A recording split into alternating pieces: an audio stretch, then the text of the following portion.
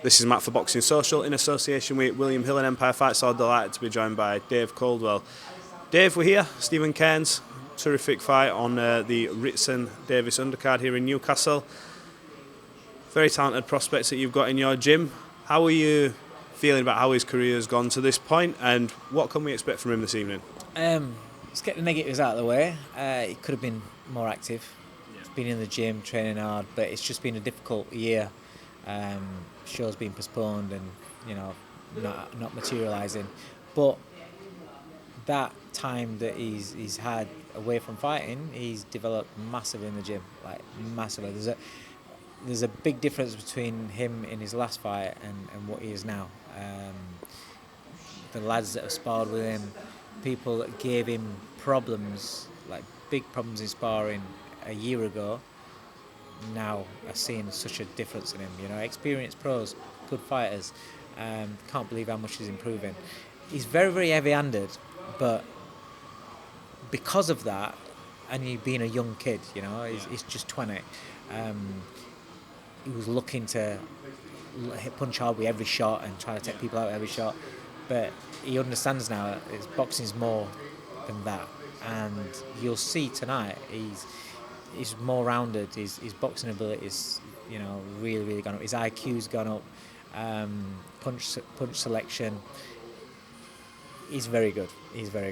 Do you believe there we talk about postponements and things like that?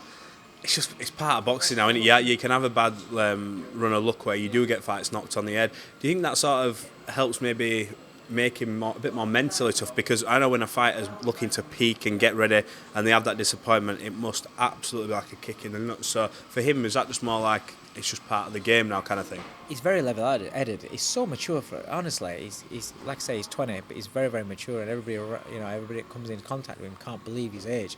I mean, strength-wise and physically, he ain't no 20-year-old, but out of the ring as well, the matureness that he shows. It's good that he's getting this at the beginning of his career, because it's adding to his experience already. So as frustrations, we all know that there's frustrations when you get to the higher levels of the sport. So he'll be able to handle them, a lot more comfortably. But yeah, he's used it to his advantage, and that's the way that I always look at it. I always try and put a flip on things. Everything that negative that comes along, I try and look for a positive, and the negatives when a fight is cancelled or you have that disappointment is, well, okay, I would have been this good on fight night on that day, but if it's been put back 4 weeks, I'll be 4 weeks better, and so on and so on, and like I said, the improvement he's shown is fantastic. He's got such a good temperament, and all I need him to do is to show what he's been doing in the gym, show that patience. I think you need understanding to become patient, and he's developed a lot of understanding over the last few months in order to gather that patience, and I think that's what we'll see tonight. Well, he's an exciting young talent. If you haven't seen him fight before, Fight TV, or if you haven't got a ticket yet, you're in the area, come down and watch him perform. Let's talk about the main event. Good little, on paper, 50-50. Lewis Ritson, Ohara Davies sort of had similar careers where they've had that bit where they were on the rise, couple of defeats, they've now built themselves back up. World title eliminator. Yeah. I mean, fair play to obviously Lewis and OD. They have rebuilt and they're at this point now. It's a long way back for the loser of this fight, but what do you make of the fight? Just touching on what you just said there, I think at this stage of the careers, I think for the loser it is it is a long way back. You have to see where the interest will be, how you can bring yourself back. Have you got that desire, that motivation to get yourself up to that level? Do you want to take fights against up and coming prospects that look in you as a name, or do you walk away? There's a lot of questions to be answered for the loser, but for the winner, it's a world title eliminator. This is a massive opportunity, and also it's a great domestic fight. Forget about the world title eliminator tag. It's a great domestic fight. Lewis Ritson at his best was exciting, relentless, hard puncher. Ohara Davies at his best is very awkward, skillful, can punch. He's so long and rangy. What are they going to bring to the table tonight? I think it's going to make for an exciting fight. Where do you see the advantages in this fight? A lot of people are talking about OD's right hand, but then, like you mentioned there, Lewis's relentlessness. Is this just a 50-50, and who performs to the occasion the better? I think the weight suits Ohara Davies better. Yeah. I don't think Lewis has been the same fighter since he's moved up. I feel that his natural advantages in that strength and it's just his physical strength was too much for people to handle. I don't think he's quite had the same effect on the guys at the higher division. And Ohara knows how to control that range pretty well. He's got very long arms. Very long arms. So that's going to be difficult for Lewis to get into range and not take punishment on the way in. It's one thing, walking somebody down or looking to grind them down, get to them, but it's how much punishment you take on the way in. And O'Hara's got heavy hands, and that right hand that he likes to throw is very, very heavy. So I think I would lean towards Davies with the advantages going into the fight, but it's always it's not. You don't know how people have made the weight. You don't know. At this stage of their careers, you don't know what people have got left, mentality, desire. But you would like to think that at this stage of the careers, and with it being a world title eliminator, this opens the doors to massive fights, massive. Ohara Davies got with things that have gone off in his career before. In a good way, he'll have a little chip on his shoulder, wanting to prove to people to get back to the top. This is his doorway. I bumped into him very, very briefly in the hotel last night, and he's very upbeat, but he looks in a good place. It's going to be interesting. Also, what's going to be interesting as well is last time I remember coming up to Newcastle for Lewis Ritson fights, and the atmosphere was bouncing, packed out crowd, bouncing. Alan Shearer there, those big nights. Then I remember Lewis's last fight, I think it was, or the last time I saw him in Newcastle, it was at the other arena, not the Utilita. It was the other arena, small arena, and it was quite empty. And he was, I think, that was the night he got beat. Yeah. And he was a bit flat. And you think, does that affect him? If he comes out tonight and there's not much of a crowd tonight, and there's not much atmosphere, how much does that again deflate him some more? Does he think about? Does it just make him a little bit flat? I don't know. These are little things. When you've been on the big nights, and all of a sudden it seems as though you're not on such. Sometimes that can just deflate a little bit, or it can make you look around and think, you know what, I'm gonna fucking smash this kid here. I'm gonna get back to those big nights. That it can work both ways. I don't know the kid as a person, so you don't know what sort of mentality it'll bring. Absolutely. Let's go on to Leigh Wood. I want to talk to you about Leigh Wood. Very emotional night for you. I saw you after the fight, and it's one of them things where when you've had a relationship with that fighter and you see everything going so well, I've said to this day, best I've seen in box, that he was controlling the fight beautifully. Then one sort of slower check hook later, and it was lights out. But that's just what Lara does. And we've seen him in the office with Eddie Hearn. Personally, for you, what would you like to see him do next? There's Josh waited in the wings. Obviously now wants to smash Lara to bits because he spat at him and everything else. Lee's he's in a good position, though, you would say. What would you like to see him do? He's in a good position. I mean, the thing is, your instant reaction is here's a good old waiter. Thank you, sir. Thank you. Cheers, thank you, sir. Coogan Cassius, formerly of IFL TV, now Hilton Hotels as a waiter. Oh, no. This is cheese straight from Ceylon. Cheers, mate. What you doing, mate? Cheers, just put it on the table, mate. Look at this for service. I don't know. Mate. Thank you, mate. Thanks for that. Service with a smile from The Coogan best thing Cassius. is about having a cup of tea off of Coogan Cassius is you get a biscuit with it as well. Cheers, mate. Cheers, Coogan. Why, hey, man! Yeah, I think we were on to Leigh Wood before the tea came. So he's in a good position. I mean, listen, your instant reaction after a fight like that is you want to get straight in with a rematch. But how hard was camp? Was there any injuries, niggles? I know he was coming off of some injuries beforehand, which led to the delay of the fight. Does he need his time, time for his body to relax and get ready? Because I think Lara wants to fight pretty soon again, or I don't know if it's in the contract or something, maybe May or something like that. Might be a little bit too soon for Leigh. So on the one hand, you could think, if Warrington goes in and then beats him, then but then again, Leigh Wood against Warrington is a massive fight. Yeah, either or. So it doesn't matter really. Either fight that he takes, if those two fight in front of him, either fight is a massive fight, massive payday, massive profile, a lot on the line, a lot of pride on the line. It's the pride of two Brits in Warrington against Wood, or it's the pride of Leigh getting revenge on Lara. So I just think he's in a good position no matter what, to be honest. Some huge fights to be made either way, and you've still got, depending on how far down the line it is, that Conlon rematch is still for me one of the best rematches to make. He's in a great position, and it's good to see because a couple of years back, it was written off, and it was like, what's he going to do? We get him the British title opportunity, he takes it, and then he gets a world title opportunity, he takes it.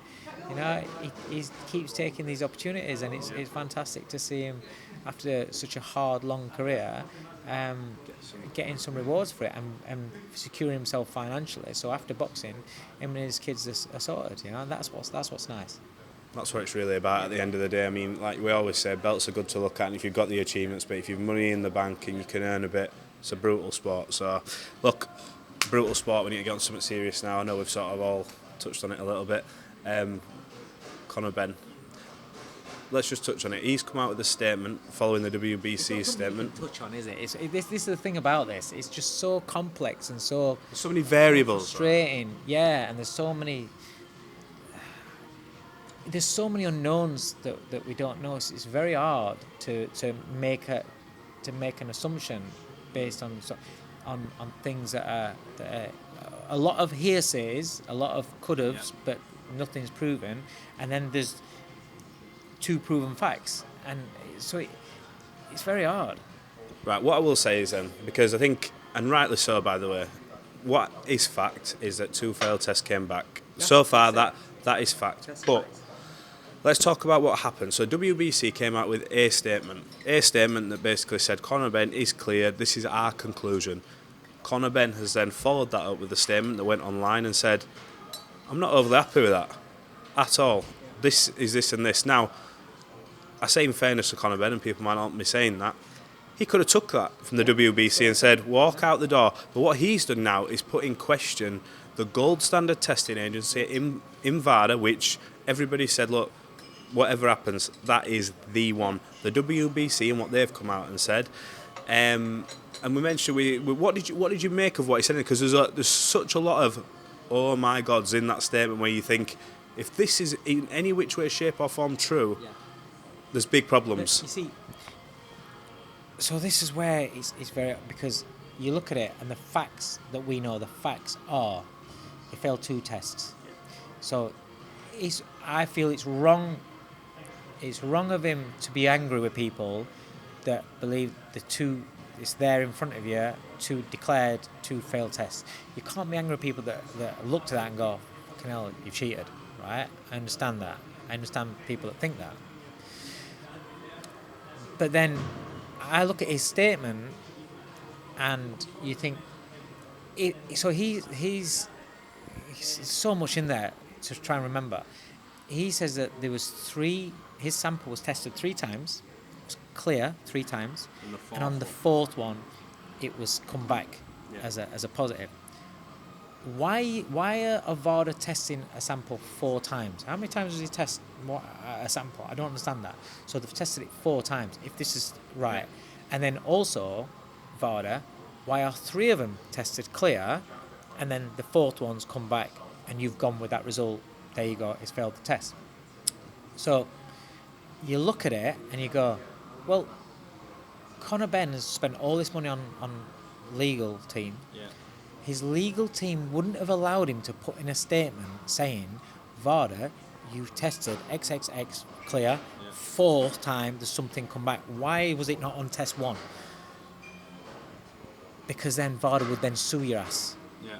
So surely you've got to look at it, and again, sometimes you don't think it at the time when you first read it, and maybe as time goes on, you think about it and think, well, surely that's got to have happened, because otherwise he'd be getting sued. And if that hasn't happened, this is a few days ago now that he put that statement out, why have we not heard anything from VADA refuting that and saying, whoa, hang on a minute, where are you coming out with that? That never happened, right? VADA are very, very quiet. So that makes you think, well, hang on a minute.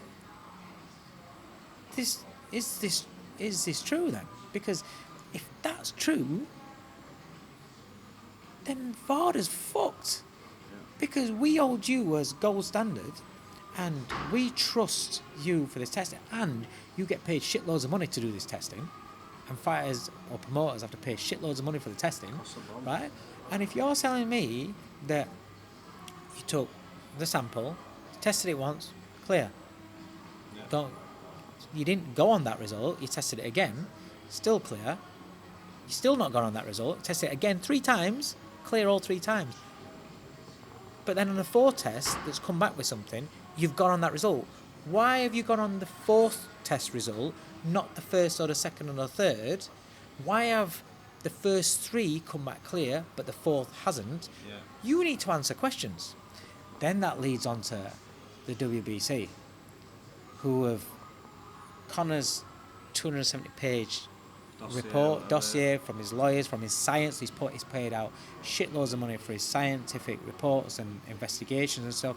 So he's then given the WBC the report, and they've looked at the report and then said, no, not accepted that. Not accepted that.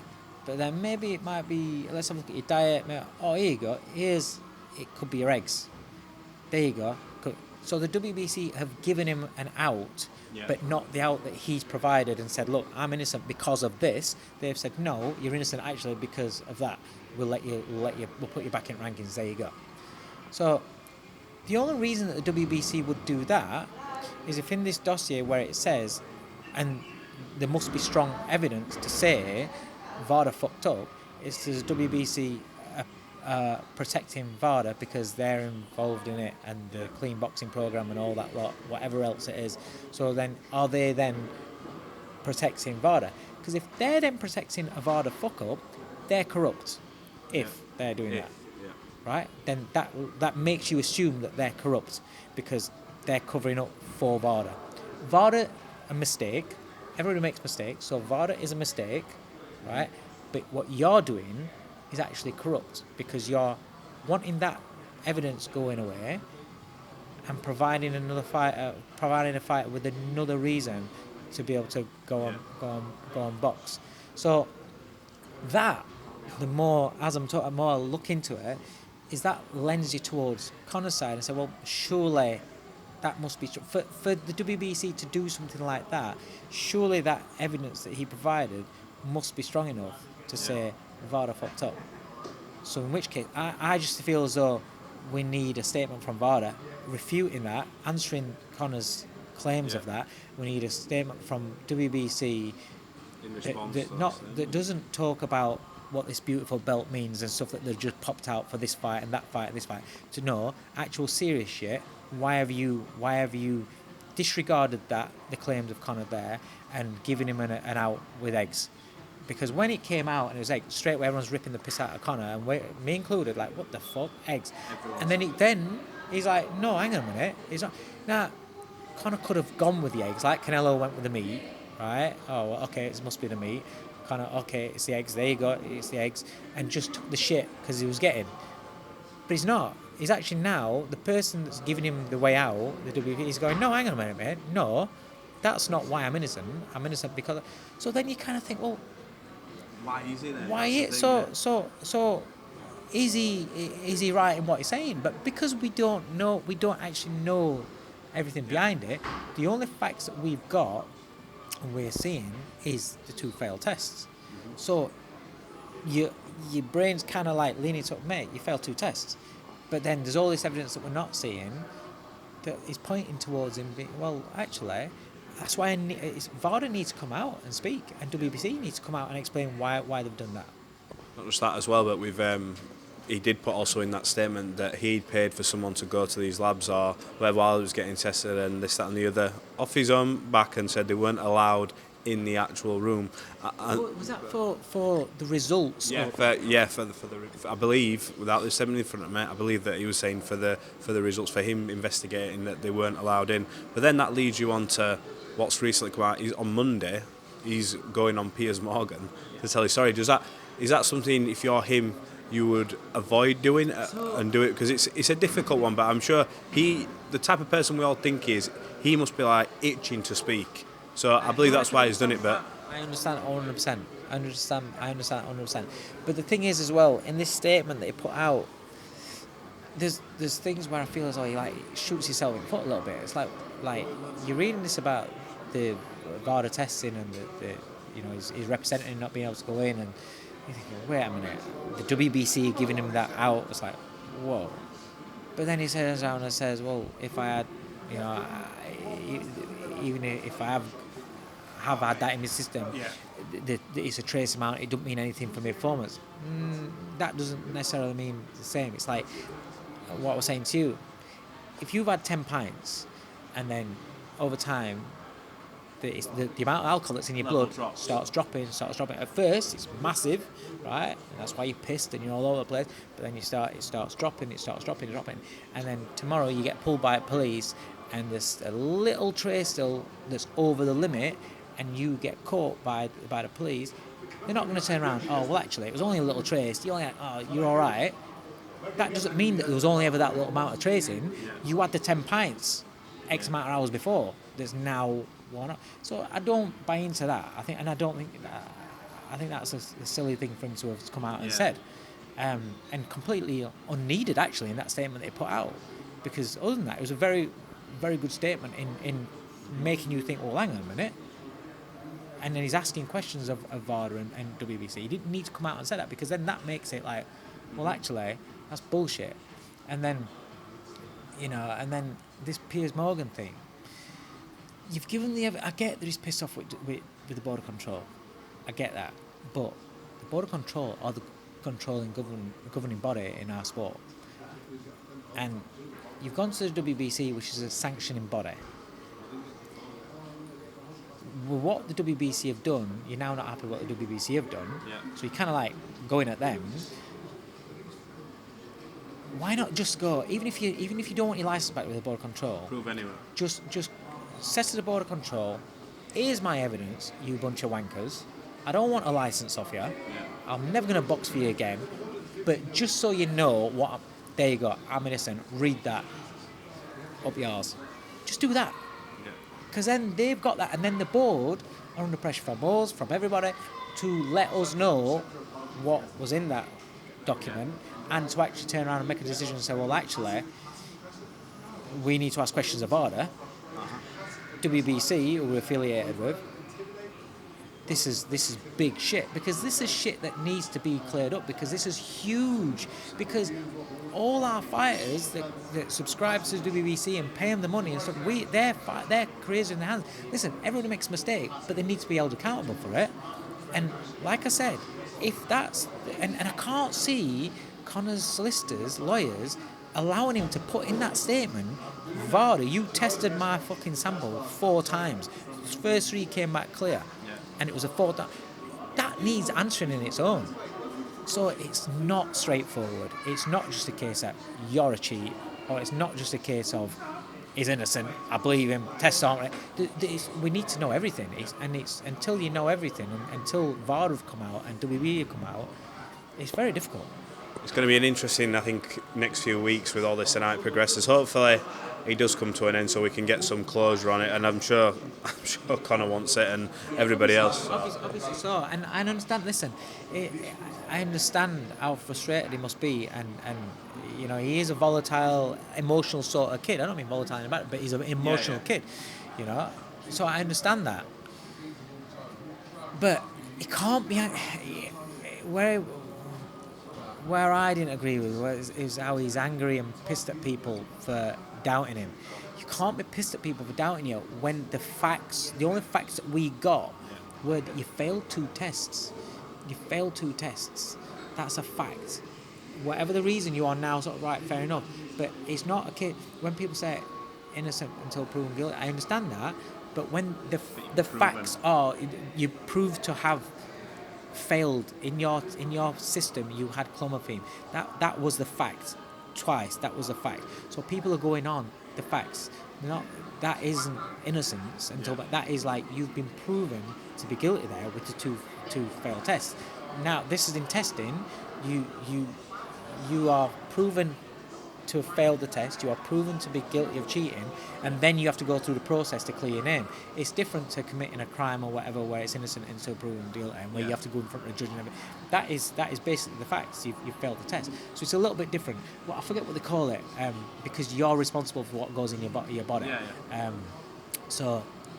have to prove why it's in your body. Once it's been proven it's in your body, you have to prove how did it get in there. And that is what comes after being proven to be cheating, having it in your system. So you can't have a go at people for doubting you when it's the facts. It's different if somebody turns around and says, Conor Benn failed a test. There's no facts, no nothing. Conor Benn failed a test. And then people he knows go, he failed a test. Start saying the same thing. Oh, I'm sorry, it's a cheat. That's different. That's going on hearsay, and that is bullshit. And I understand if that was the case, then yeah, be pissed off with everybody that's done that. I get that, but the facts were you failed two tests. So this aggressiveness towards people that doubted him over the two tests, I think that's the thing where I think it could have handled that a little bit better. But I understand because it's emotional times and it is what it is. 100%. Well, look, Dave, thanks for talking to Boxing Social. Appreciate your time as always, pal. We look forward to a good night of boxing tonight, and good luck for you and your lad Stephen. Sure it'll be a good night. Thanks, mate. Cheers. Appreciate that. Cheers.